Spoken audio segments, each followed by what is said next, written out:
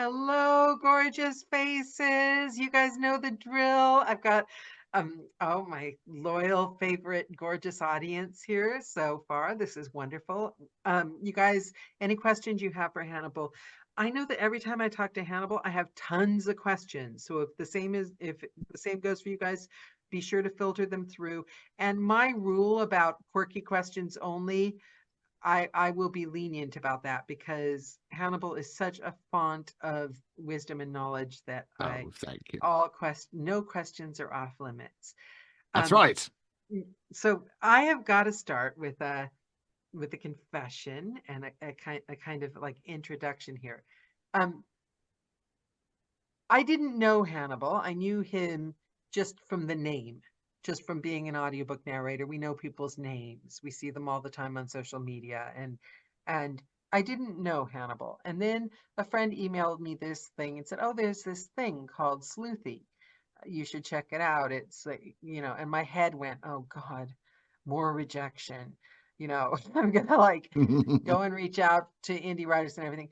So, but then my friends, and this is kind of embarrassing to admit, my friend said, "Oh, there's a 7-day free trial." I thought, well, 7-day free trial, might as well just sign up and do what I do for all the other 7-day free trials and kind of ignore it and maybe put it off and then find out I've run out of the 7 days and then cancel.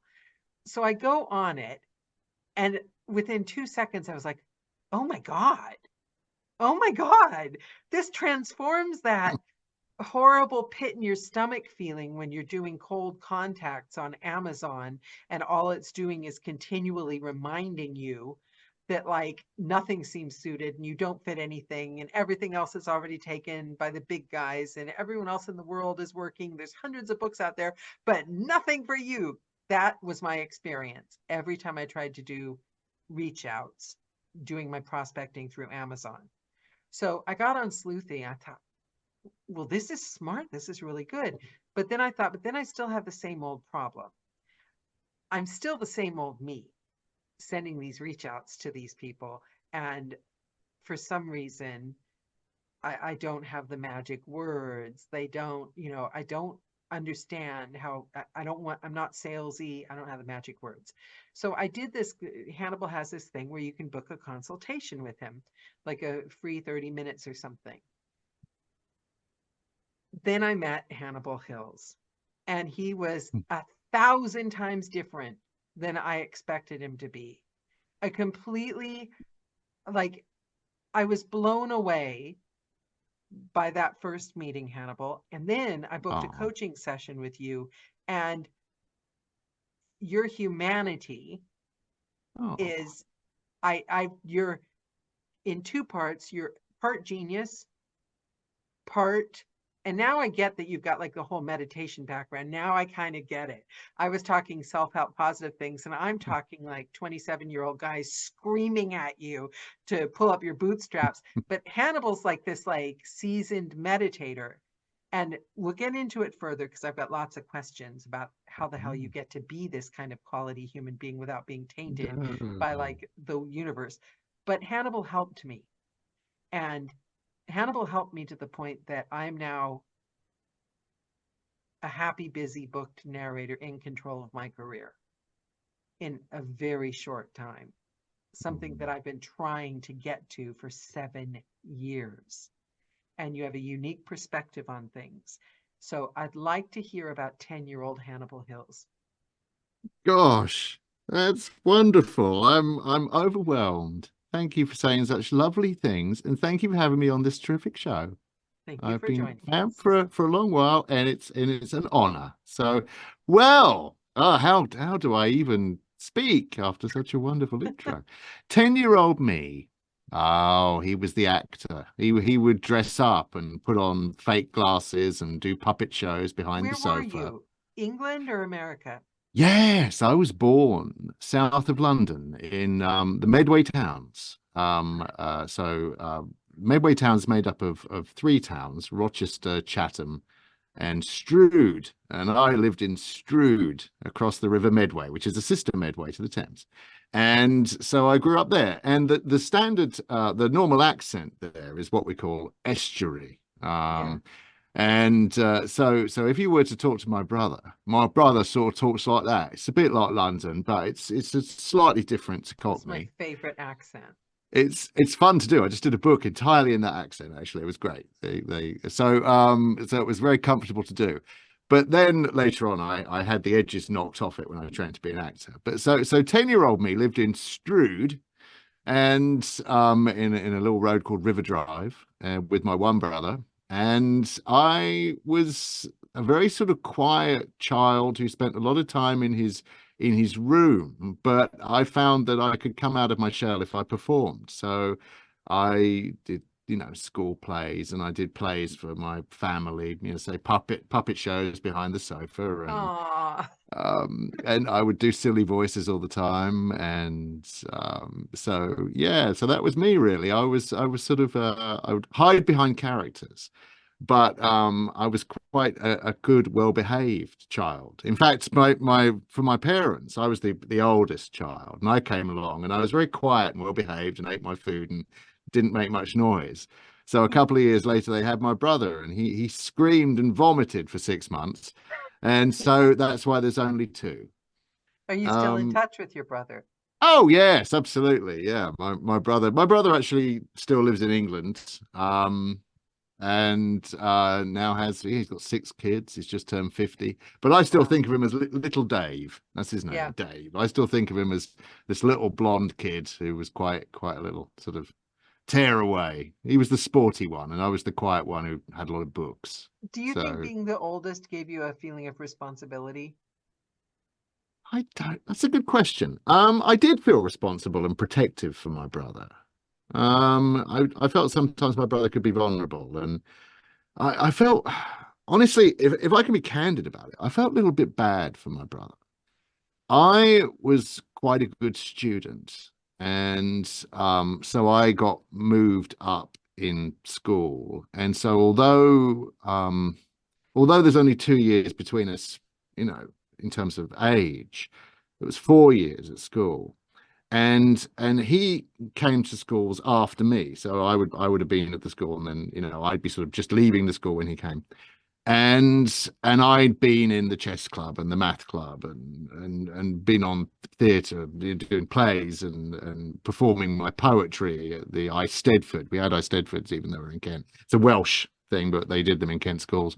And so my poor brother honestly had to live in a certain amount of shadow. Now he excelled at sport, which is something I was absolutely shocking at. So he was great at track running and football, and later on he became an excellent golfer. He was a semi-pro golfer for a while, so that was his skill set. But I think they thought, oh look, there's another Hills, and you know, when's he going to get on stage? And my brother would rather die, I think, than Yeah. go on stage. It's not his thing. But I felt very protective for him. I love my brother. He's got a heart of gold. He's very sort of. He doesn't say much, but what he says matters. He's one of those people. Whereas I, as you know, because we've talked now, will happily gab on for hours and hours and hours. I So don't, but part of my impression of you is that you still weigh each word. I feel like you don't carelessly, whereas I will have a whole philosophy of life and happily talk to you about it for an hour and then forget it. And then like have a different philosophy depending on who I'm talking to. That's oh Geminis can sometimes seem two-faced. We just see all sides. But you seem like you don't say things without thought behind them. well, I'm a Gemini too. Are you? Oh my I God. See, am. okay, now people don't believe in astrology, and I think, oh, Rebecca Yeah. is here. Rebecca will attest to the fact that I spent the entire online APAC talking about how brilliant Hannibal Hills is. Oh, that's so sweet. My head is going to sort of grow and grow and grow and grow, which means I'll be tempted to fit more in it, I But suppose. you That's do my seem like you are careful. You do seem like you I'm wondering if, well, we'll get to that later because that ties into another yeah. question. Forget I asked that. I want to know what you were thinking when you were 10. Were you dreaming about your future? Were you living in the moment? Were you anxious? Were you confident about the world and your place in it? What was your worldview at 10 years old? No, not confident at all. To be candid, I our ours was not a happy environment. My parents were not happily married. And so I retreated within myself. Um, I was very much, I mean, a daydreamer is one way of putting it, but I lived in an internal fantasy world. Obviously, my toys, I would act out stuff with my toys. I was explaining this to my wife at one point and showing her a picture of my toys and pointing out that one or two of them had been married and then divorced. And my wife looked at me and went, what do you mean they were married? And I said, well, my toys got married and then they would get divorced and social services would come and take their children and things. Because I was acting out things I saw around me. Yeah. And not the social services that my Right. parents No, would be but the involved. dynamics But I of, mean, my parents weren't particularly happy, and a lot of my parents' friends went through messy divorces, and good heavens, this was the 70s, so half of them were on Valium, and I mean, it's so so I lived in I'm very lucky, I think, that I have a very vivid internal space. For instance, when I meditate. One of the things that actually came out of therapy I did for a few years was I have built an entire house that I can close my eyes and immediately go to. And it has rooms for all sorts of needs and eventualities. And it even has a large shelf area in this. This is all in my brain, but there we are. And on the shelf are things that I've lost over the years that I've very carefully recreated in my mind so that I can go. Some of those toys I played with as a child are there. yeah. And I can go to this shelf and I can take it and I can feel in my mind when I concentrate and I can re-experience these things that were past Have and you, I've got to stop you. Have you seen the TV hmm. show Extraordinary? No, I haven't seen that. Okay, you've got to see it. The part that what you just described pretty much comes into the second season. Oh, Like, well, I will so look it you, up. I think you need to see Extraordinary watch it from the beginning or you won't have a clue. It's like a comedy, whatever. But it's not the kind of show I would normally watch, but it's quirky and fun. But the second season, Great. I think you'll be blown away. It's Ah, weird because I literally just watched it a week ago, and it's weird that you say that because she goes into her brain in the room. She now has I'm a camera, so it intrigued. takes her into her brain, and hers is made up of bookshelves and things with like everything that's happened in her life. That's It's great. weird. I will watch that You've because got to that's watch that. something I started in therapy, and I did a form of therapy called EMDR, to get over trauma, childhood trauma. And part of that was visualization, and it turns out that I visualize quite well. And I think that goes back to 10-year-old me would sit and visualize and make up entire worlds and stories in his head. And that was me really. So, and I still do that. Sometimes people will look at me and it'll look like I'm just sitting quietly doing nothing, but I'm not. I'm, what away with the fairies, but I'm inside my head traveling around or, making things up. And it's also, I think that's a useful skill that I apply narrating when I'm Yeah, I doing can see it. fiction. I'm able to completely imagine the world that my characters are existing in, and so that's helpful, I think. Yeah, that's it's so funny. If I ask myself that, what the world looks like when I'm narrating, it's the emotions. It's like I Ah, feel like my world is made up of emotions, energy and emotions coming from different people, which sounds a bit airy fairy, no, that's but good. that's how I feel. So when I'm in the book, it's the emotions of the different characters. You know how you walk in a room and somebody's mad at you or depressed and you Mm. instantly feel there's a Oh, the there's a energy. Proclaimers song that like you're dripping your misery all over me. I can't remember the line. And Yes. that so I can't visualize. I have a really hard time. That's why I love VR visualization because they've created the environment. I can go into my house in a virtual world and then my mind is free. It's in a safe place. But somebody else has created it for me. So the skill that you have of being able to create that yourself is unbelievable. That's I'm envious of that. Oh, well, thank you. It's useful. I love emotion though is important. I mean, emotion is the bedrock of what differentiates us from AI.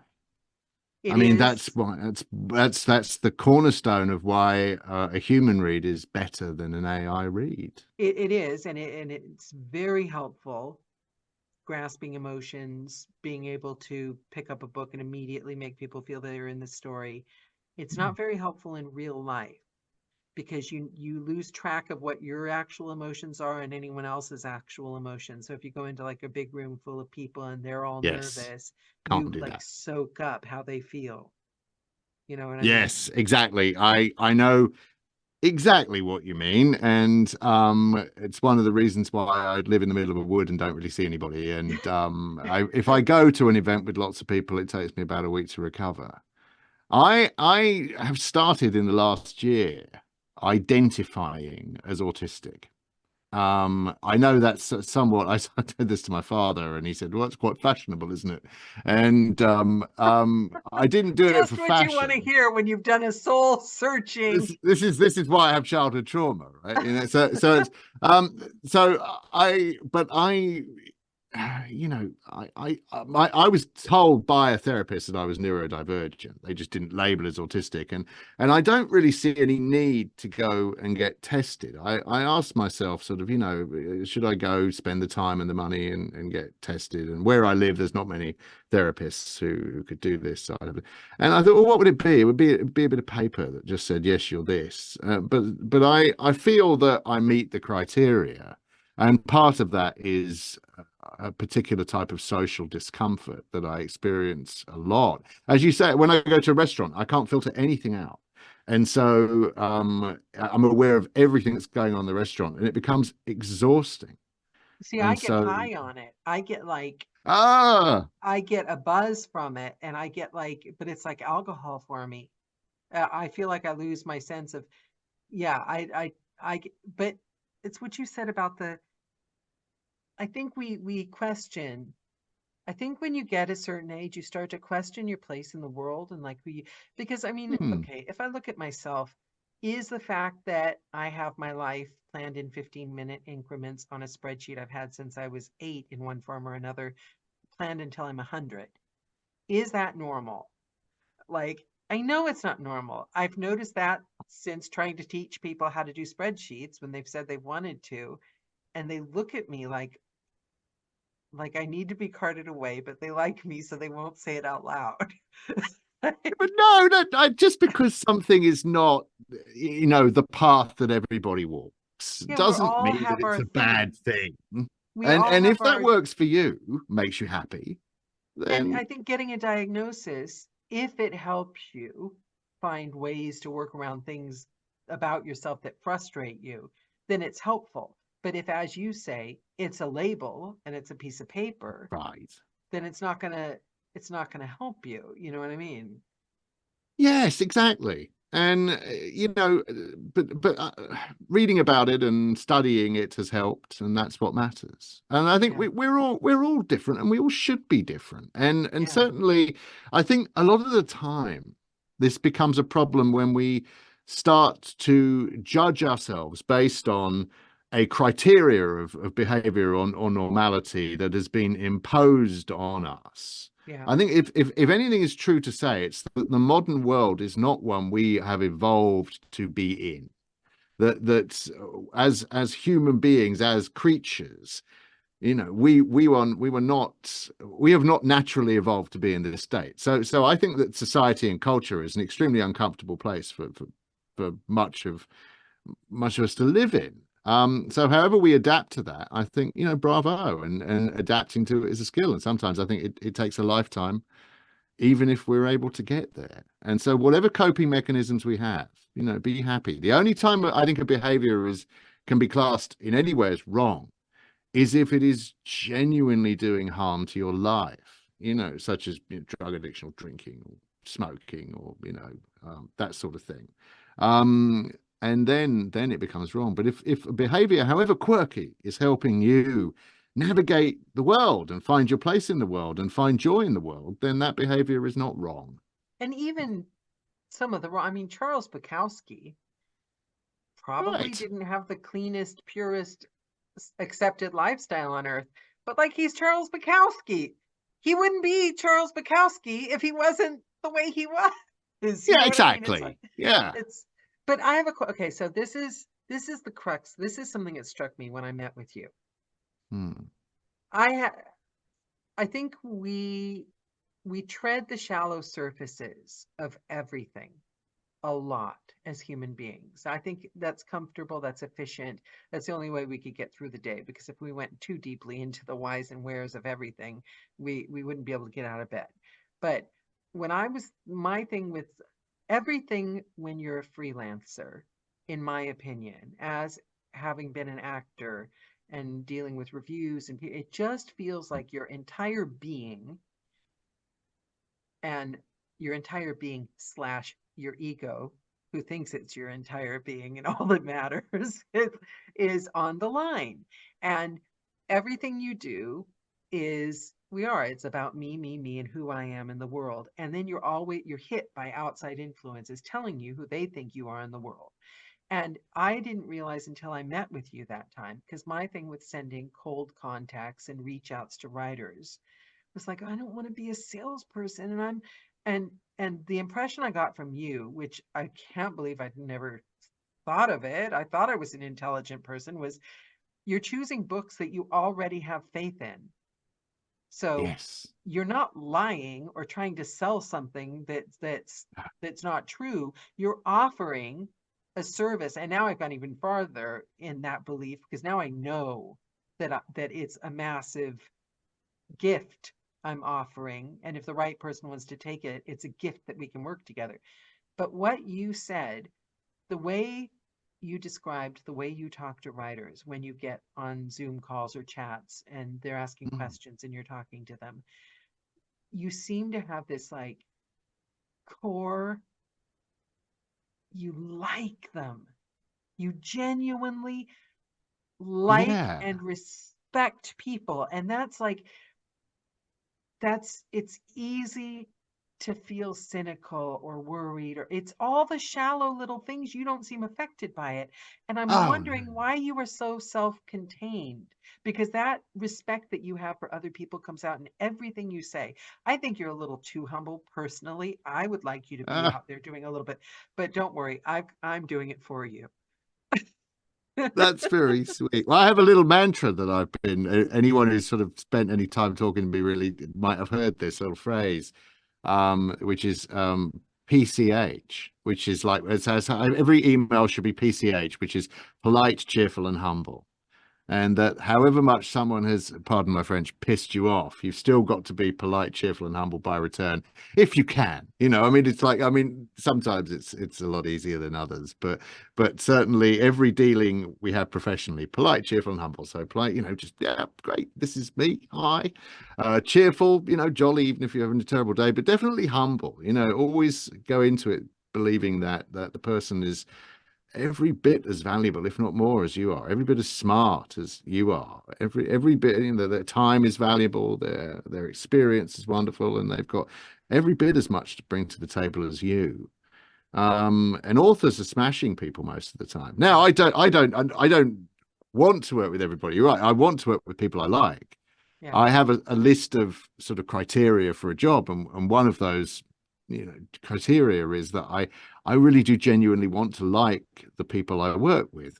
I if I find myself working with someone and they are, again, pardon my French, an asshole, then I don't work with that person again. I have a very small list of people and publishers who I have worked with in the past who I would probably not choose to work with again because and I tell you most of it is because they're rude communicators, and I don't like rudeness.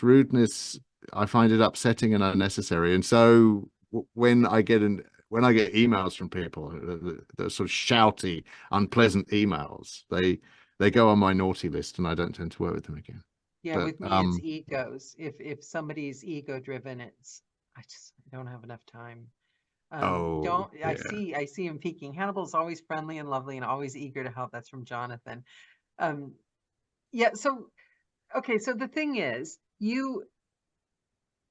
but I'm really curious about how you avoided becoming cynical, since you said that your childhood Mm, was something you had to overcome.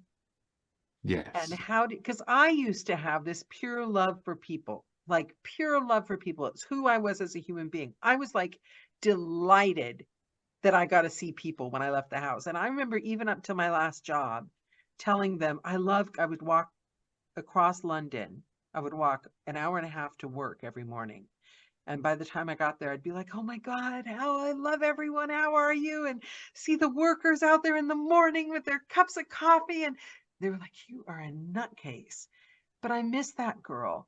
And you seem to have gone the other way and had a rough start, but you've somehow channeled that girl.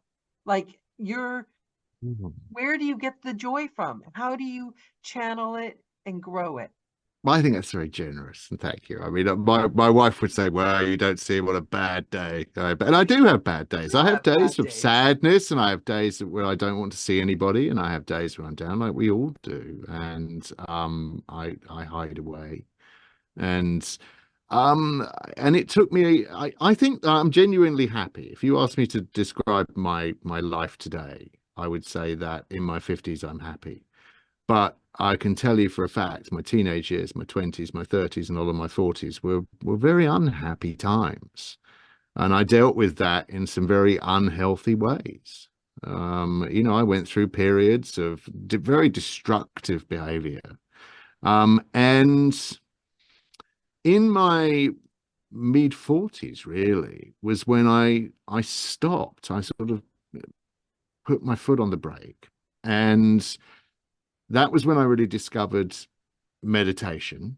Um, and Gradually or meditation. like an epiphany? Gradually or all at once? I tried it. And for me, it was, it was absolutely, it was wonderful, but I didn't know what I was doing at the time. I'm now thinking back to my early attempts at meditation, and, and I know that a lot of people have trouble getting into it because when they close their eyes and when they spend time alone with their own mind, that can be an extremely uncomfortable experience.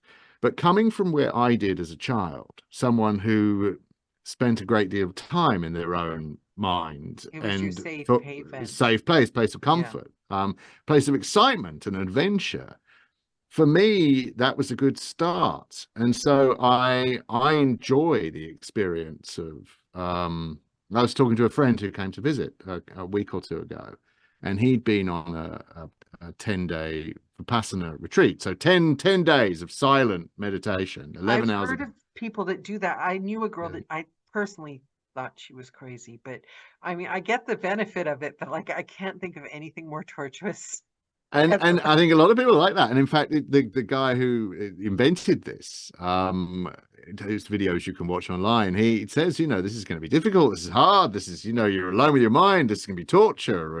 And for me, I've never found that. I've always found that meditation's very, very calming. And I've tried various different techniques, obviously the breathing techniques. And what I tend to do now, is I just focus about an inch behind my forehead. I think that's the pituitary gland, and that's why there are no nerve endings in that part of the brain. So you're focusing on a nothing within yourself. And then I sort through thoughts a lot of my meditation, a half-hour meditation in the morning. I'll spend a lot of it just sorting through thoughts. Or if I have a problem, I will go and I will sit and I'll meditate and I'll just sort through the problem. And then after a period of doing that, I'll find sort of the second half of the meditation that I start connecting with. This is going to sound very sort of woo woo and crazy. I start feeling wonderfully connected with everything, including other people, but mostly trees and the universe. It's And I feel energy. this, It's right, this energy. wonderful sense Yeah. of connection. Yeah. And so when you feel connected to other people and even awful people, it's very hard not to feel loving for that, because effectively we are them and they're us and we're all together goo goo goo chew, and Yeah, so I it's think that's key is connection, isn't it? Because I think that's what I lost through some bad experiences when Yeah, I it's sort started of a losing deep, the deep joy. feeling of it. It's Yeah. very easy, I think. And when I don't, for some reason, I don't meditate or can't meditate, or then I realize when I do that I've become far too attached to like just the stuff of the world. So, for instance, the analogy, and I think Alan Watts said this. This isn't me. Is that I forget the screen is there, and I think the movie that's playing of my life is real, and I Yeah. lose the Yeah. knowledge that the screen is what's there, not the Yeah. actual movie itself. And through meditation, I become aware of the screen and the cinema and the world beyond it that isn't the movie of my life, the game of my life that's playing out in front of me. I become too attached to it, and I think it's real. And oh, money matters, and oh, this thing, and oh, this particular thing that went on. Like I planted this plant that didn't grow right, and oh no, and that's all just on the screen. And when you meditate, you realize that that's that's sort of ephemeral. That's changing. But what's constant and what matters is this underlying connection to the universe. It is a wonderful thing if you can get in touch with it. Now I'm aware that that probably sounds very hippie, No, I actually but that's how I I have an feel. adjunct question to that. Okay, so then how does that fit in? Because you would know this then. You know, when you're a kid and time goes very, very slowly, and like a summer is Mm, this long, luxurious, it's like 1 year is like 10 years of now. And I've noticed that the more distracted I am and the more I just work and out of touch with things, like I can't. A week takes about a half hour now. Like, so at that rate, and you look at how much time you have mm, left, you're like, I'm gonna blink and be dead. So I'm wondering, how does meditation, because I know the uh-huh. lack of mindfulness is what it is. I know, like, instinctually, that it's because we're not living in the moment, paying attention to the moment. We're distracted, we're not connected to each moment, so we're not living them, so we're not getting the full benefit of them. So they go back by fast. We're searching for the next Mm, thing. But how does meditation, if you meditate regularly, which you do, mm. has that given you your time back? Like, does your time go more slowly now than it did when you had all those bad habits and were living from the outside in? I Or does enjoy it it a not lot work at more. all and not affect it? I mean, I see what you mean about time passing faster as you Yeah. age. I think that's a function of a couple of things, really. I think it's a function of the fact that, you know, we have so when you're five, you know, a year is a fifth of how long you've lived, I and want that your brain back. is eager to fill it up. I want And that back, Hannibal. How do I get that back? Meditation well, won't do it? I think you can have it back anytime you want. I think Yeah. that I think mindfulness is a little bit of a bit intimidating a term. I think a lot of the ways that we look at this and the way we look at life in general is that we make it too scary, and it's really Mm. not. And I know one thing we have when we're older that's an advantage over younger people is that we have a perspective that enables us to see that things aren't quite as life threatening as we think. I mean, my goodness, when you're 13, you get a pimple, and it's like this is the end of the universe. And now we look back and go, yeah, it's a bit, who cares, you know? I mean, Well, it's, and so we have that advantage over younger people is that we have a genuine perspective that they don't yeah. have. Yeah. But yeah, time is valuable and to be savored. But at the end of the day, and this is probably sort of a kind of a Buddhist thing, isn't it? The future is an illusion. That when we Yeah. reach out to the future and we go, oh, is this going to be good? Is this going to be bad? Blah blah blah. Next week, next month, next year, never. All those things. When we're constantly reaching, not just in terms of time, but also in terms of constantly setting new goals. Okay, well now I've reached. I'm going to do this. So we're focused constantly there. If we're focused Yeah. constantly on the Yeah. future, then that's just a stressor. With the dog chasing the car. Oh, I've got to catch that. And of course we're not going to enjoy what we're doing because our enjoyment, this illusionary enjoyment, is over there. And then of course the worst is the past. We look back and I think a lot of the time we tend to rose tint the past, definitely. Oh, childhood days, school days, but I'm bloody miserable in school, I was.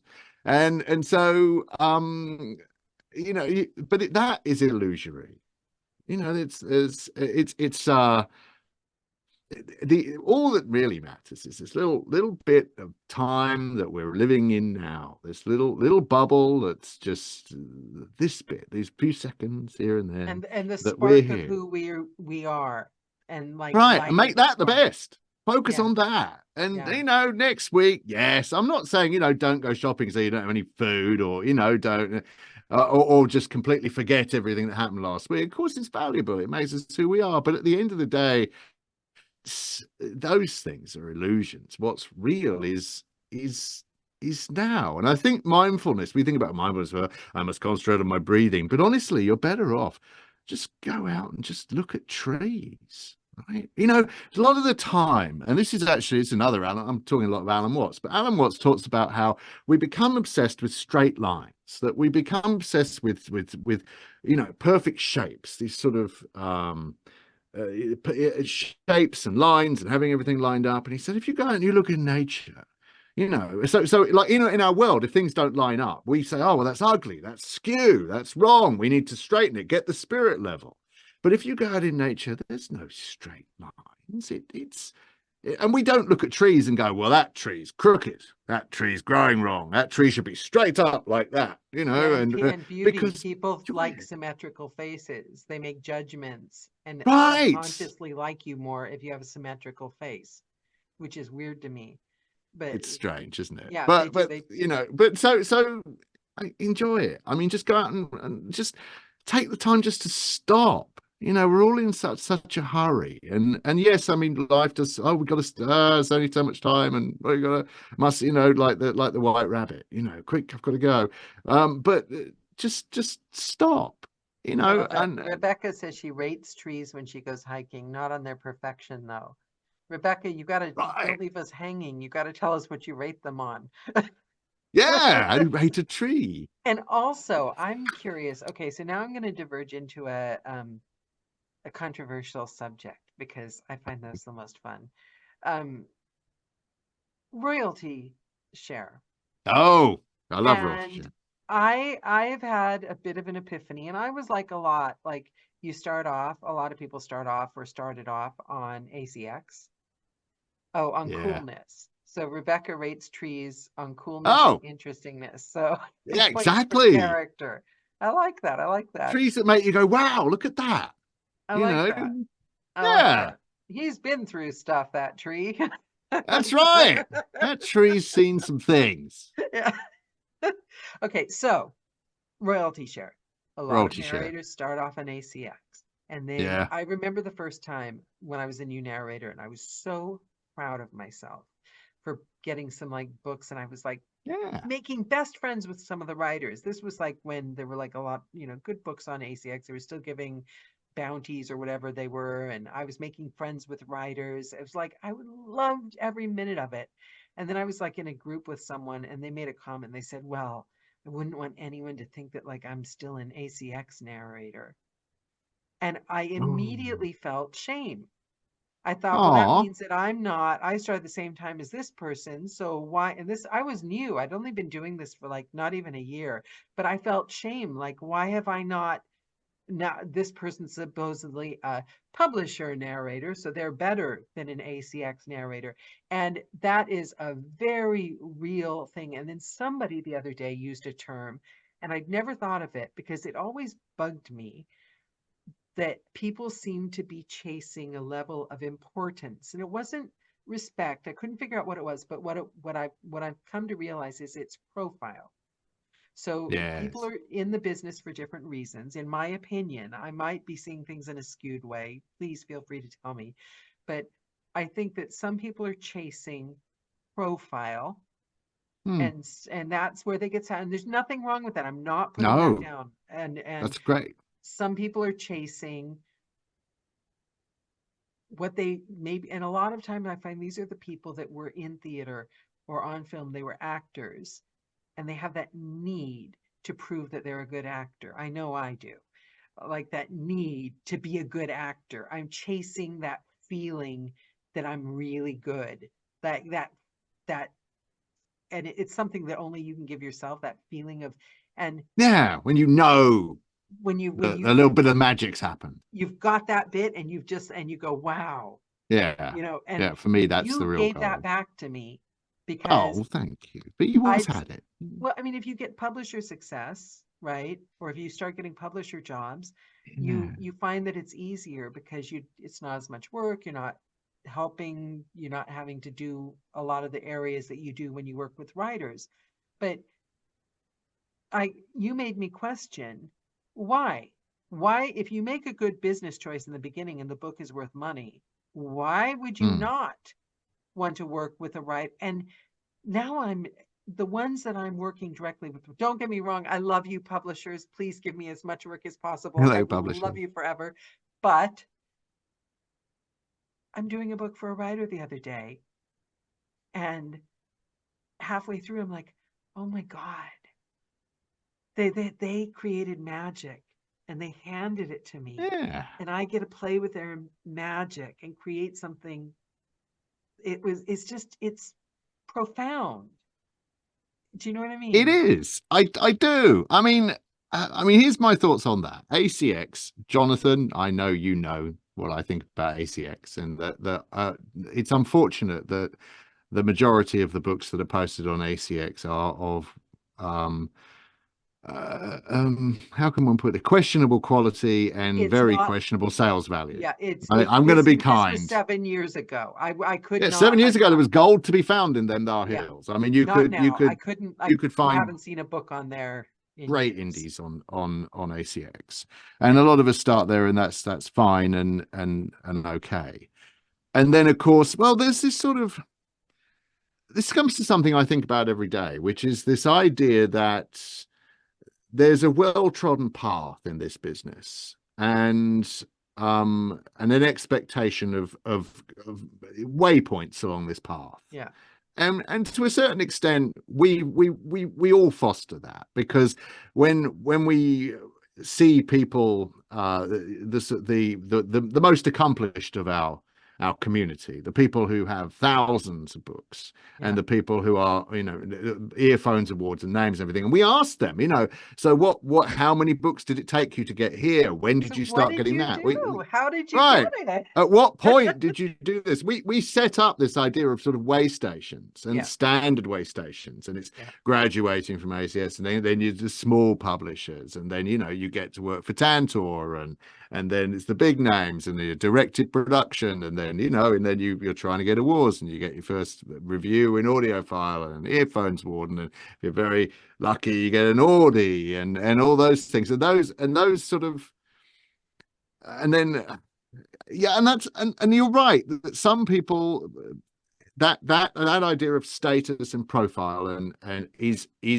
is their measure of success, and there's absolutely nothing wrong with that. Whatever your measure, it's the first question I ask anybody I work with is, how do you measure your success? Because I don't know how to work with or help another narrator without understanding their yardstick when it comes It's to the their difference career. between being a celebrity and an actor in my mind.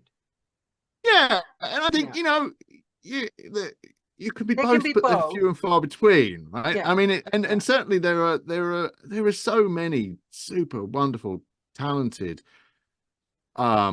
narrators out there, and people that can do things I can't imagine how they do, and people that are super good at the fame part of it, the profile part of it, and a lot of people who, we can all think of names, people we admire Yeah. because they Yeah. can do one or both of those things just so brilliantly. Yeah. But I often think that we had the Oscars at the weekend, didn't we? And one of the things that I'm not a great fan of award ceremonies. I have a Okay. theatre award sitting on a shelf out Has it there. already happened, the Oscars? Oscars happened, yeah. Okay. So, and it was actually one of the better ceremonies. I think Jimmy Kimmel did a good job, and my wife used to work, but still works in communications. She used to work for MTV and CNN, and so she's interested in these things. And it's kind of interesting theatre. I Oscar understand parties are fun. Ryan We used to Gosling go was to great. Oscar parties. Have you ever been to an Oscar party? No, I don't really go to parties very much. We used to go to Oscar parties. They were No, quite they fun. hurt my head. So I mean, but I think often that if we judge ourselves when we're young as a narrator by the people getting the awards, the people getting the plastic, which is a bit unfair to call it that. I mean, and people earn these, and I think it's great. In most cases, I think people awards are earned and justified, and bravo. But to judge ourselves by that, I think that can be disappointing. For there are so many thousands and thousands of narrators, Yeah. and we can't all win an Earphones Award or Like an when award. do you get to the milestone? It's like, what if you don't hit the milestone at the Yeah, same time that you feel that? And I think it's rather than saying there's something wrong with the milestones, which neither of us are saying, we're saying because your there's milestones should be nothing different. wrong with being outside the milestones as well, No, right? your Yeah, milestones should be your own milestones, whatever they are. And if yeah. they happen to coincide with yes, awards or working with particular, if those are the right milestones for you, then absolutely brilliant. That's what it should be. But the worst thing, as we all know, apart from reading your own reviews, is comparing yourself to going on Facebook or LinkedIn, and seeing people, because people only post the best of this. Actually, no, it's not fair. There are narrators who I'm having a terrible day, kind of thing, but to compare yourself in any way with anybody else's path in this business, that way trouble lies, because your path is going to be different, and in some cases it will be very different. In fact, in most cases it should be different, because your voice is different, your talent is different. All our talents are different. There are, and when we first start out, I know I did this when I was when I was an ACX narrator, it's like that we all think, oh, I can do anything. I can do any genre. Throw romance at me, Yeah. throw thrillers at me, throw self-help at, throw business at. I can do that a lot. I'm that. And Yeah. then you realize later on that no, actually, like it with your television, film, or theatre, that you're better suited to playing the policeman or the And that you gangster don't or always even enjoy doing the other things anyway. And also, I just kind of, no. to this point, I'm not going to say the name just in case you don't want us to say it out loud. You do want us to, it's okay. So Kim says she just got an RS book through ACX. Um, Mm. and it's a small publisher. It'll be a lovely horror break in the midst of the PFH Mm. romances. But the feeling is, and I think the shift in mind that I got from working with Hannibal is that somehow I've changed.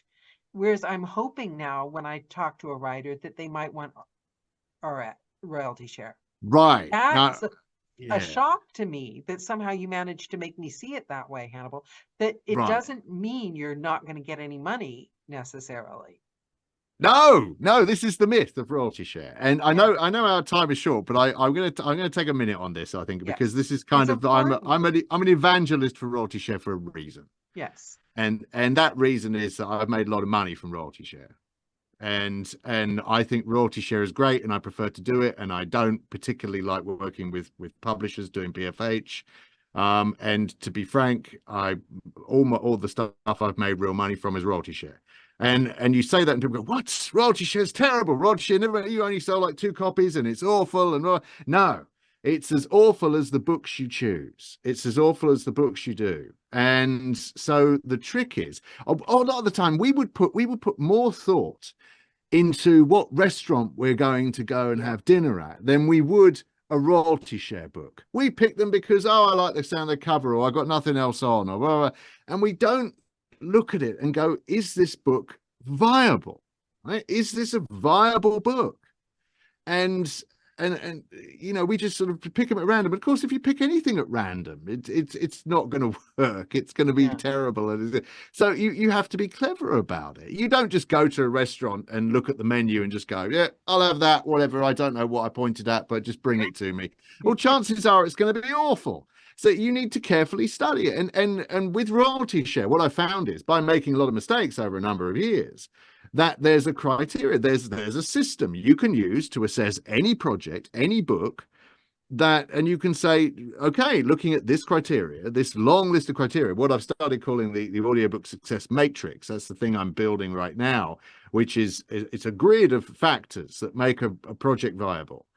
And you can weight it so that, yes, look, royalty share is always going to have a particle of risk in it. That PFH, you get the book, even if the book's the worst damn thing in the world, you still get paid. And royalty share, there's always going to be a risk, in the same way that there's a risk every time Hollywood makes a movie. They throw $200 million. Oh, this is going to be great, and then they end up with a big lemon. But you know, you can weight it. Unfortunately, Hollywood's got very bad at weighting they've forgotten what makes a good movie in many cases. But we can see what makes a good audiobook project for us, because it is different for everybody.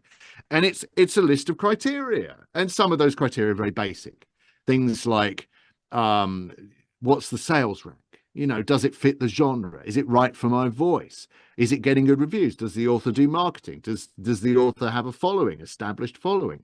Does the book have potential box set value? You know, is it a good book? Is it constructed? Does it have a good cover? I mean, all these things are factors that go into, like, and we should take our time and choose a project. And when you do that, you should never, like, go after a project. If you're doing audiobook prospecting, you should never go after a book thinking, well, I'd only do this if it's PFH. I wouldn't do it if it's royalty share. Right, because then you know in your heart that that's a crap book. Don't be going for that. Go for a book and be like, you're saying that you're nothing, and you're going to just take what you can get, and you need to scrub for a certain, and right. this dishonest. The thing about royalty share, this is going to be controversial, because you know that when I first started seeing Hannibal, okay, for the first time in my life, I didn't want to share. I didn't want to tell anyone. I was like, secretly, as much as I loved every single thing about Hannibal, but I did tell him, so it's not as mean as it sounds.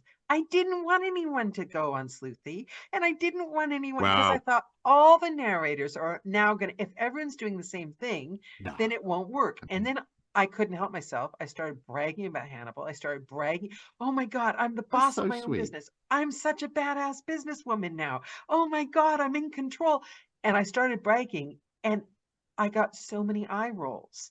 Yeah, because it's not for everyone. And in fact, it's not for most. Yeah, most people, a lot of people don't want to do the path. it. No. They don't want to put the work in that it's going to take. To me, it's a no-brainer. I'm the owner of my business, my career, and I am fulfilled artistically. Plus, I still get to work with publishers. Great. It's a comfort level, I think, as well, that but for all of us are comfortable with doing certain things and uncomfortable with doing certain things. And audiobook prospecting, the idea of reaching out directly to authors and you know, collaborating, coming up with a deal, but making the project yourself rather than just being sent the contract, that is an uncomfortable, you know, stretch of water to go swimming in for a lot of people. And I understand why a lot of people don't want to do it. And if you don't have to do it, and it's unfortunate, like a lot of people that sort of teach audiobook prospecting, the idea of doing it, have never really had to do it, because they've already at that stage of their career where you don't have to do it, fine, but you don't have to do it, fine, and you're happy not doing it. But then don't go on social media and complain about how there's no books out there and it's scarcity and there's no work. Right. Don't stand by the river waiting for the fish to jump out. Right. I mean, which is what a lot of people do. Yeah, and it gives me the feeling that you think that you're entitled and like the work should just come to you, whereas the rest of us have to, like, but I learned a big lesson, Hannibal, I hadn't had a chance to tell you about. I was diligently, I said my resolution in January was to reach out to one author a day in January, just for a month. And I wasn't going to keep that up forever, but then I got really, I didn't expect it to be as successful as it was. And I got really busy. So I didn't reach out to anyone in February or most of March. So as I promised the other day, I thought I need to start doing this. And I got to say, the first like 2 or 3 days after I told myself I was going back to do it were just as excruciating as when the old days when I was in Yeah. the narrator, because what it the key difference was when I was doing it every day, it was an admin thing. I knew where everything was. I just go straight through it. It was just like reach out to the publishers every week. That's it. I just do it. I don't even think about it. I've got these 11 publishers this week I'm reaching out to. That's that is the trick, I think, because if I leave something too long, I'm sitting there going, what Yeah, am it's I like made to I always get do? a bit nervous getting in the booth if I haven't been in Yeah. the booth for a week, you Yeah. know. And I took a month off actually. I had to take a month off, and that's when I built Sleuthy last year. And uh, it's about systems, and royalty share works if you have systems. If you have a system for like, okay, this is where I'm going to go find the books. This is what I'm how I'm going to assess the books. This is how I'm going to reach out. If they come back to me, this is how I'm going to follow up. When they do, this is what I'm going to offer. This is the opportunity I'm going to place. If they don't come back and want it, great, I'll move on and I'll go back and I'll do another one. If they do, this is the next stage we'll go to, and then I'll produce the book. Systems are absolutely the key to Yeah. this, And then on top of and the system, running the it. actual love, because I'm a person, I'll do 20 right now. But the Right. one is all I allow myself to do at a time It's because good. I love the book. I won't reach out to a writer and tell them I love your book unless I love your book. I'm not going to do Yeah, it. and one of the secrets to this is that this is not a scattershot thing. Yeah. I get asked a lot, like, what is template email? Send me a template. No, I don't have a template. And I the know reason I somebody don't have a asked me for template, mine. I don't have yeah, one it's your now. special template, right? Now I have a process for how Yeah. I create that outreach, Yeah. but it's different for every book because it should be different Yeah. because that book is different. And this is not, this isn't a formula.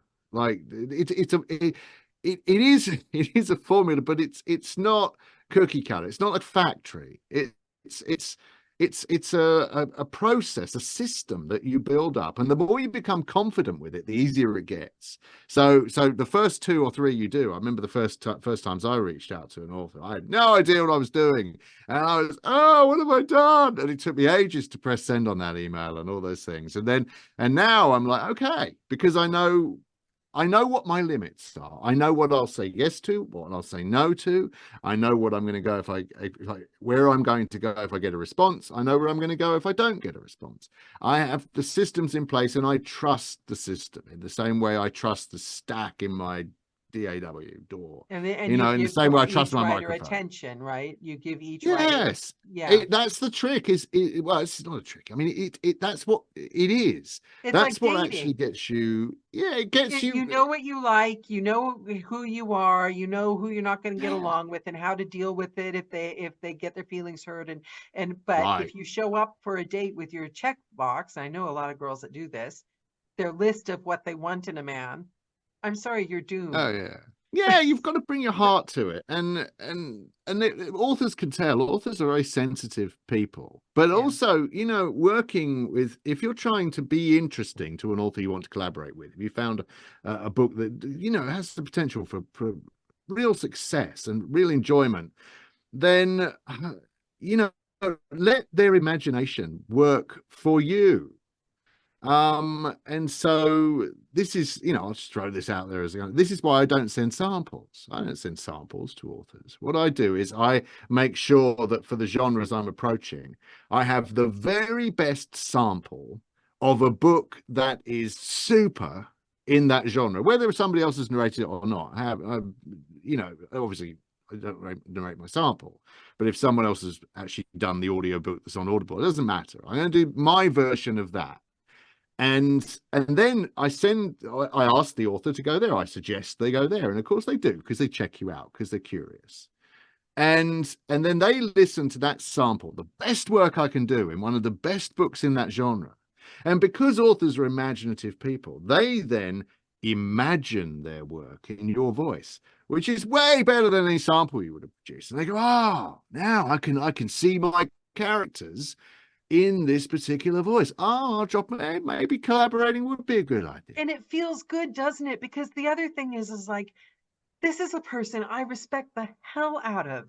I've seen them Yeah. create something. I'm thinking, like, in my days as like an audiobook fan and a avid reader, I wouldn't like imagine that I could actually meet this writer. I respect the Right. hell out of them.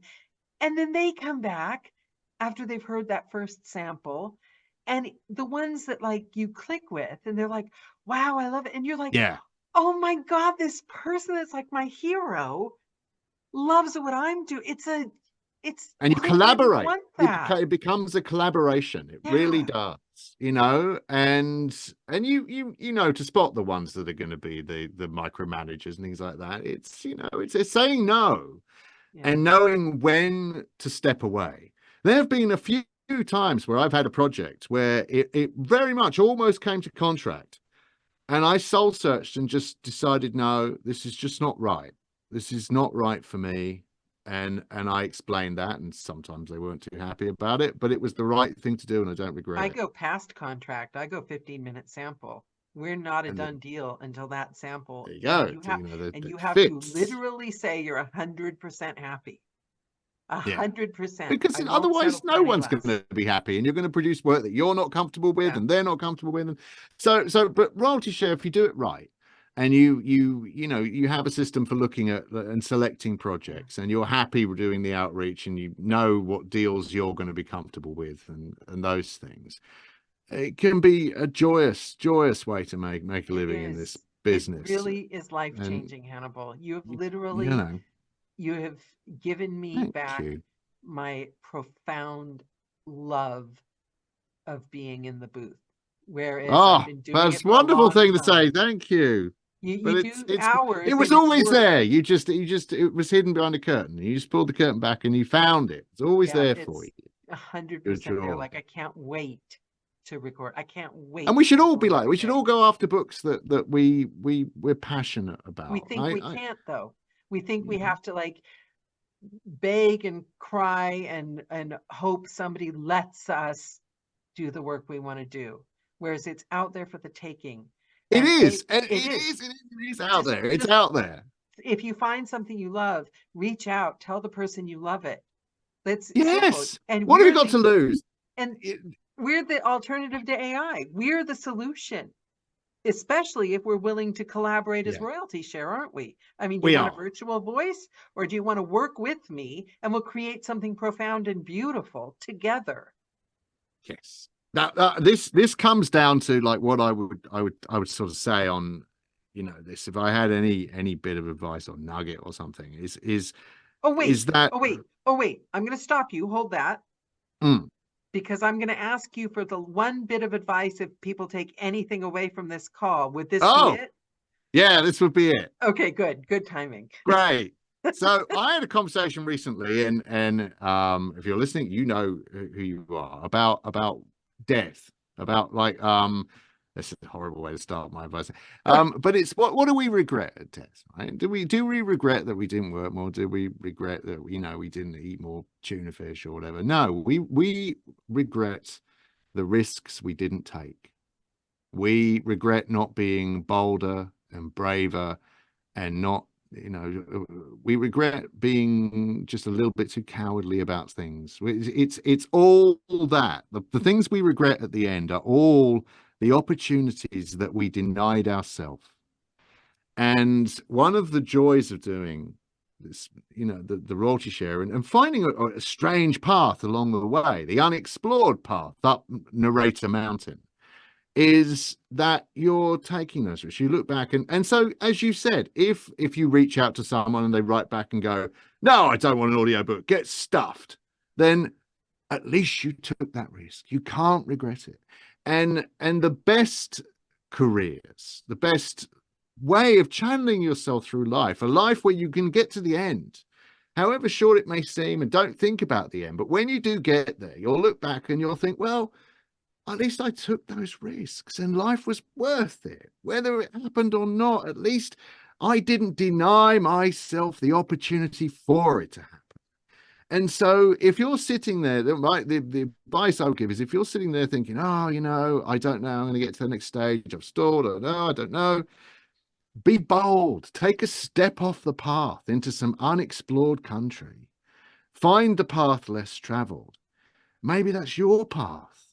And that's your path will be different to my path and your path and Johnny Heller's path and all, because we all find our own path. And sometimes that takes a bit of risk, but my God, that risk is worth taking. So if I had one bit of advice, and with me, I built Sleuthy, it could have completely failed.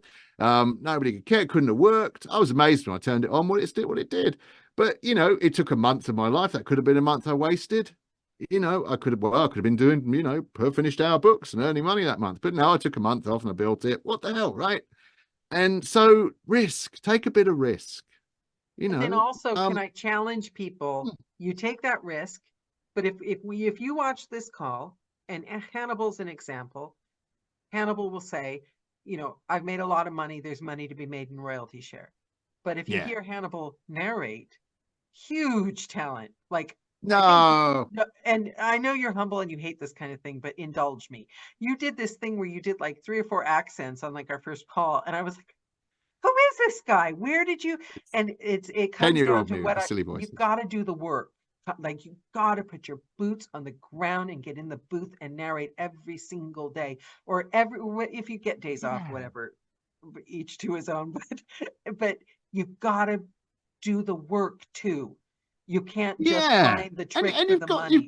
to love it. Yeah, My wife bought me a sign which is over there. You can't see it, but it says "Do what you love." I think a lot of people have that in their booth, yeah. and I think that's because a lot of people they love this. And if you get in the booth, you go, "Oh God, this is great." Like you said earlier about the magic of knowing that the acting that you've just done there was some gold in there. There was some real Yeah. spark. There was, you found the muses right I'm there, obsessed. and I can't wait that's to do it great. every day But because I want but that. if what you're doing is like, you're just like, I don't love this, I don't love this. Well, change what you're doing, right? And I actually did that. I stopped doing most books with publishers because I found that and I'll say this now, they'll never hire me again. I didn't enjoy it. I didn't enjoy the process. I didn't enjoy the disconnect from the authors. I didn't enjoy feeling that I was part of a sort of machine creating the audiobook. Here's the book. This is when we need it. Here's the pickups, blah blah blah, rinse and repeat. And it felt a little bit too cold for me. For most people at work, I think I'm at this extreme where I need it to be very sort of involved and crafted and all those things. But it was, so I stopped it because I was unhappy, and I would go downstairs and I would moan to my wife about it, and she'd say, "Well, don't do it then." And I'd be like, "Okay, what am I going to do?" So I went out and I sort of I love found your my wife. own. I love your wife. She's very tolerant, amazingly tolerant and supportive, and she came up with the name Sleuthy. That was her name. She said, what does it do?" And I said, "Well, it sort of goes away and it sleuths out books, so I don't have to spend all those hours on Amazon." And she's right, it's quite Sleuthy. And I was, yeah, there we go, Sleuthy. So she came up with It's the name. It's what because that's all it does. It basically it saves us all those hours of going on Amazon going, "Oh my God, I need to find." What this does is go away and find all the unproduced audiobooks, weed out the rubbish, and then just present them to you in terms of genres. And I'm still trying to sort of perfect it, but that's only one part of it, because the part of it is then knowing to look at that and say, okay, so is this viable as a project? Is this viable for me? And then how do I reach out and all those things? But it's a process. But it's a process I think anyone can do. And if you love the books that you're going after, then it will show, and people will want to work with you, and you'll make money. And to be honest, I find as much as I can get, I read at least like the first few pages. I read a bit of it. I don't just send it out like Oh yeah, blind. yeah. Well, I I, mean, the great thing is all books have like the first chapter or yeah, two and you can on read it. Amazon. Yeah. So and there've been a few books where I actually, if they're Kindle Unlimited, great, put them in my Kindle Unlimited, because I Mm. like to. One of the things that I do actually is I like to see how they handle the end. I don't mind spoilers, and so I like, because right back at the beginning, I did some books where they seemed very promising, but the author had no idea how to end the book. And so it was like, they didn't understand plot structure. And Yeah. so that's one of the tests, is get the book, see how they end it. You know, endings can tell you as much about the book as the beginning. And so, yeah, but these are all little factors and they all add up. And every time you take one of these factors and you look at a book and you go, okay, is it ranking? Is the cover right? Has they properly edited this book? Are they building up a following? You know, do they have a website? Do they have a social media presence? All these little factors that you go away and consider are weighting the scale in your favor in terms of this being a successful project. Yeah. But take the risk. I mean, but it's not for everybody. In fact, as you said, it's not for most people. Most people are, and nor should it be. And I'm kind of glad because now they won't be after the same books I'm in. Right, because there's only so many unproduced books, right? Yeah. I mean, at the moment, as of today, I think Sleuthy has like 11,000 like live books on the system, and I've got 30 of those. There you go. January. For any narrator. Hannibal. But I will edit that bit out because that sounds a bit braggy. But I'm sharing that from an open heart to try to tell people, give it a chance. Yeah, give it a go. What I'm saying, because I mean, if it's something that you think you might enjoy, but if it's something you go, oh no, I never want to do that, it's horrible, then don't do it. Then, but if you think, oh yeah, particularly if you're at a point where you want to try something new, where you're thinking, oh, I'm stuck in a rut. I'm not, because a lot of our career goes in bases. I use the mountain analogy all the time, and you get to a particular base and you go, oh, okay, right. Well, and you're there for a while and you're sort of, regrouping and reconsidering your career and going, okay, so what's the next kind of like phase for me? And sometimes the next phase can either seem daunting or it can seem not particularly pleasant, or just you feel like, where am I going with all this? And you start questioning whether you should be there. Then look sideways.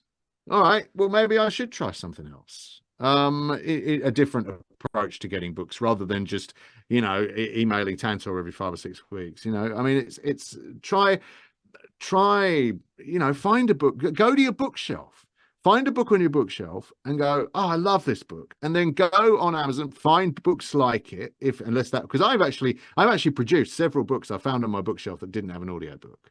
I reached out to the publishers and then the agents of dead authors, people I read when I was young, and said, this book doesn't have an audiobook.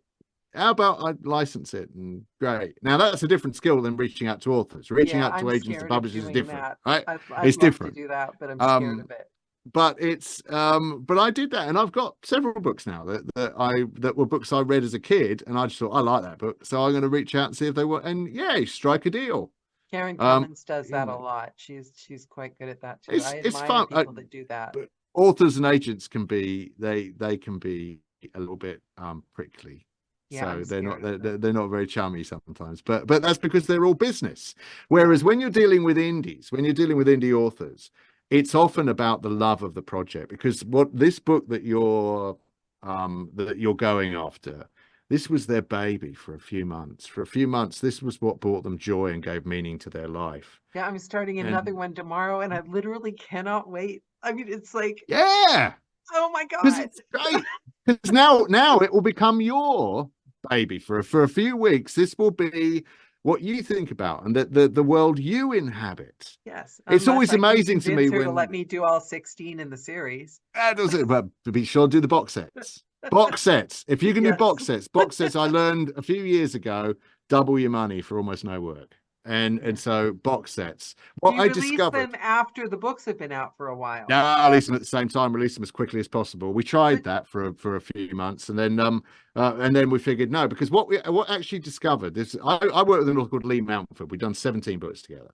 And we decided when we had 3 of these books, 3 supernatural horrors, oh, maybe we should put them in a box set. And we ummed and ahed on. I remember having the Skype call with him, and we were like, oh, haven't people just bought these books though? Yeah. So, well, we thought, what's the harm? It's going to take us a day to do it. Let's do it. Let's put this out. And it sold.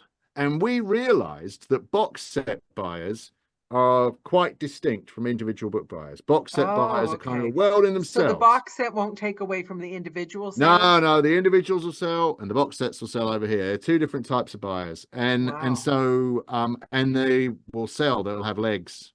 And so box sets are everything. Do box sets if you can. That's why look out for trilogies. It's why people who do fantasy and sci-fi have kind of a leg up, because fantasy and sci-fi, like trilogies and box sets, are a trope of those genres, Yeah. in a way that they're not in genres like, say, self-help, or not quite so much in thrillers. Although there's plenty of thrillers, series. I do a Yorkshire detective. I think I'm on book 7 of those. So box sets, yeah, and all these things add up. These are factors. Look for box set potential, because you can double your money. Yeah. And so all these things add up. So don't just pick, oh, I'll go on ACX and I'll just pick at random and I don't care if it's rubbish and terrible. No, be clever about it. Go out and find a book that you're going to love doing in a genre you love narrating and love reading, a genre that you're passionate about doing. I don't do romance a lot because I don't really enjoy it. I wouldn't read it for pleasure. You do time travel, because you have an excellent time travel. I've done lots of books set in the past. Yeah, I've done some steampunk stuff that I really enjoyed. Yeah, I can hear that you definitely.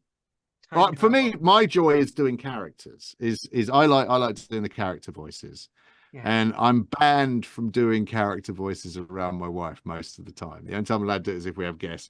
Because when we first, I know I'm just rambling on. When we first met, I was doing a book, and in it there was a character called Gavin's mother. And Gavin's mother only appeared in one chapter, but I just enjoyed doing Gavin's mother. And she was this terrible woman. And so she spoke like that. And Gavin just, oh, you're such a disappointment, Gavin. Everything you do, you're fat, you're lazy, you're useless, you can't get a girlfriend, you can't get a job. And I liked doing Gavin's mother. And I would walk around the house going, oh, I don't understand about this kitchen. It never seems to be clean. I don't know why it's not clean. It's just dirty. Why is it always dirty? And she said, no, you've got to stop, because this is just not attractive in a husband, having him going around talking like this, like middle-aged northern woman with a chip on her shoulder. Stop. But then of course the problem is when you have people over and they're like, what do you do for a living? And you say, well, I write audiobooks. They go, oh, really?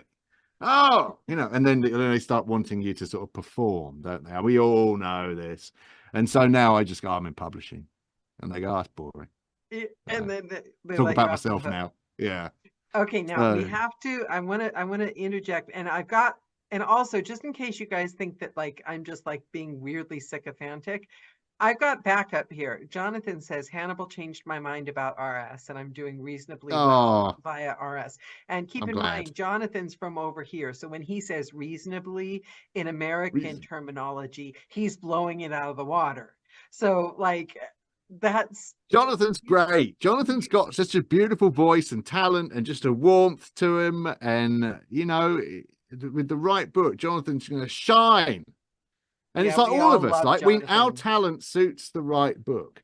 Find the right sort of right genre for your voice, the one that really just fits with you, that you love doing, and that the books sound great in your voice. And do those books.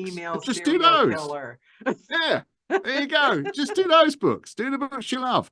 And there's plenty out there. One thing I have found is there's loads, and people writing more all the time. Yeah, amazing people writing amazing things every day. Yeah.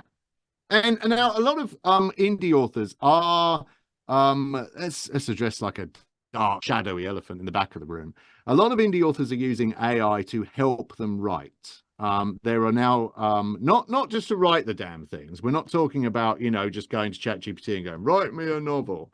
There's a lot of indie authors who are using AI tools, because there's now great tools for like planning and world building and just brainstorming. One of the great things, and I've done this, I dabble in a little bit of like fiction and things like that, and you can brainstorm on AI in a very interesting way, and we shouldn't be prejudiced against that. That's not taking anyone's job. That's a tool, like a spreadsheet is a tool, or a word processor. We can't throw the baby out with the bathwater, right? And using it to brainstorm is absolutely not a problem. But yes, avoid books that are obviously all they did was just put in a few prompts and not even bother to read it when it came out, and then just popped it up on Amazon. And Amazon, to be fair, is starting to do things about that. I'm seeing undercurrents, a lot of it, where Amazon knows that they don't just want their entire store filled up with rubbish. So they put limits on how many books can be posted a day, which is great. because a lot of people were posting what's called low content books and tons of them, puzzle books, things like that, which AI have made. But I think, embrace it. If a tool is out there that helps you, helps your system be more effective, and it helps it, do it. I'm a big fan of Positron. Positron's great. I Positron love sped me positron. up. It's great. I upload my files. Yeah. Brilliant. Big Rebecca fan of told me Positron. about positron the first time. Shout out to Rebecca. And It's a I've tool. never, yeah, it's a tool. I will, if I use editors, which I often do, and not for lack of trust in the editors, but sometimes I like to just do a triple check. Yeah, well, we should. The better the project, the better the product you put out. I say product. I Yeah. hate that word, but the better the production that you put out, the more time you spend crafting it. And I'm not suggesting people should go over and over their files all the Yeah, time. no. Oh, I'll I go only over do there. it when, like, if I'm working with someone new that I've never worked with before and I don't know, I need to be able to completely rely on Yeah, the do the editor approver. best you can be, but not crazy about it. Yeah, yeah, I'm working with an author at the moment, and he keeps going back and like editing his. Oh, I'm just going to read through the script again. Blah blah blah. Not making me re-record it. I'm working yeah. with him actually as a publisher rather than a narrator at this point. And so, but I'm like, dude, it's done. It's okay. Put it back. Get on with writing the next book. Just stop fiddling with your stuff. Do the best you can and move along, because Yeah, that's how you get better. That's how yeah. you inch forward. Get 1% better every book, and you'll soon find that you're amazing. And Oh, and I just like that. I like that. yeah, Yeah. 1% better every book. That's what I Hannibal, try. Mm. this has been a slice of heaven. Oh, Thank it you has been a joy. so Thank you for having much. me. Thank you for I think everybody that turned up. everyone, you're a genius. No, You're I'm just um he, I always wish I was Jewish because I love the word mensch, but I oh, don't want to be like appropriating anything, but that's the only word I can think of that, like, you're oh, just sweet. someone, you bring humanity to everything you do, and I just think it's I strive to be like you when I grow up. Oh, I just hope everybody. I just want everybody to be happy, really, because there's so much out there that we get distracted by that makes us not happy, and none of that stuff matters. What matters is going out and finding whatever the joy is, and the joys are simple things, and just go out and we're only here once. Go and enjoy it. Just enjoy it. Treat it like a game, and have fun with it. Yeah, Because life shouldn't be too serious. Just get out there and just have joy in it. And when you have joy in it, the people around you will have joy in it, and they'll go out and they'll meet other people and have joy in it. And before you know it, you're sending little ripples of joy out into the world. And yeah, that's how everybody hopefully should find it. Nothing's more sad to me than people who are obviously just unhappy, and that's how they live all the time. I hate to be political, but there's politicians I see out there, and so many of them, they're just filled with anger and unhappiness. And we want more people like, just happy people. yeah. and Fun, and it can be simple. and that goes to the books. It's like dating.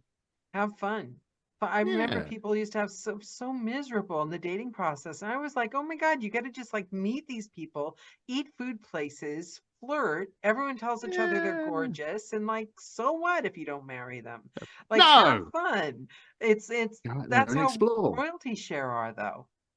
You know, in my Yeah, mind. but you can still do so well at it. Royalty Yeah, share doesn't have to be the embarrassing poor child. yeah, yeah, If you do it right, if you actually apply a bit of science to royalty share, you can make a ton of cash. yeah. My And common best-selling royalty sense. share book, I think, probably has made me in its lifetime, just to give you some figures, well over 30 grand. That's my best selling. I don't really do the figures on things from the past 2 months. I'm not one. I don't obsess over You mean that. all I've your got a books all list. together or one book? No, just the one, the best selling one I've done royalty share. Probably, I think, if I was to look at it, like the real gem that I did of it, which of course you try. Wow. I've got a few. I've got several books that are nicely into five figures. And honestly, if you actually do the math on books, it doesn't take long if you do royalty share and it actually sells before the sum of the money that you get coming in equals and surpasses what you would have gotten PFH. And this is what publishers know. Right. I mean, when you're doing a book for Dreamscape or Tantor or Blackstone or Penguin, right? They're not like they're paying you, but they're not doing it so they can make a huge loss. They're doing it because I don't promote my books now. If I have a royalty share book, I won't promote the book until it has been submitted, because too many times I'm in the process of narrating the book, and the writer, who I genuinely like, contacts me and says, I'm so excited. I've worked 25 years for this, and I've just out of the clear blue sky been taken on by a publisher. Oh, And I'm not saying I'm so important that publishers are seeing what I've posted, but it was always times that like I had pre-publicized those books as much as possible. yeah. And so at the writers, and it was just it kept happening to me. That's a shame. I mean, Yeah. good for them. And you will find out when you reach out. Well, I've just done a I'm deal with the so publisher. happy for them. Of course, I'm not going to Because say no. publishers know how to spot a winner. You Yeah. don't see the acquisitions people at publishers going out Yeah. and just kind of like using the force on ACX. I mean, they have a system, Yeah. but we can have a system too. Yeah. Even But though that sometimes if we're lucky freelancers. and we find a book that's great for their system and it's fallen through the cracks, and then if we go and post it all over the place with this gorgeous cover saying this Yeah. amazing book, we're kind of being stupid. So don't do that until the ink's on the contract. No, never. I worked with a publisher, and it looked as though I was going to narrate this particular book, but the contract hadn't been signed, and they did social media on it. Look, we're going to do this book, and then it turned out that actually the person didn't have the rights, and blah blah blah, and ended up being done as and it was embarrassing and sad. And so no, always keep quiet until the ink is on the paper, till it's a done deal, and then have at it. I'll be proud of it. But there's tons of possibilities out there. There are books all the time that are out there that have not been snapped up yet. And look, no one's saying you're going to go out there and get a Stephen King book. They're finding out, oh look, no one's produced that Stephen King book, I'm going to do that. But there are up and coming authors. There are authors all the time who are doing it right, treating it like a business, producing great books, producing really good books that hit the genre, that have a market. They understand how to write to market. These books will make some money. of the best books I've ever read. And they're out there, and they've not been snapped up. I'm literally like drooling over my upcoming work. And there's plenty out there, and plenty happening all the time. So, but it's not for everybody. But if you feel it might be, give it a try. But be smart about it. Don't just go, I will choose that book. Think about it. Think about it. Use science. And so this is what I try and sort of coach, is like how the science works, is like how to pick a book, what factors actually matter. And in fact, if you go, there's a blog on Get Sleuthy, which is free, so I'm not trying to sell it, but where I actually did an analysis of what genres sell and how much ebook rankings affect audiobook rankings. There's the two posts I've got on there, because I was interested to know. That question's been asked for a long time, and it was asked on ACX. Like, what's the best-selling genres? What genres sell? And we all sort of thought we knew, right? We all sort of go, well, it's probably romance, probably thrillers.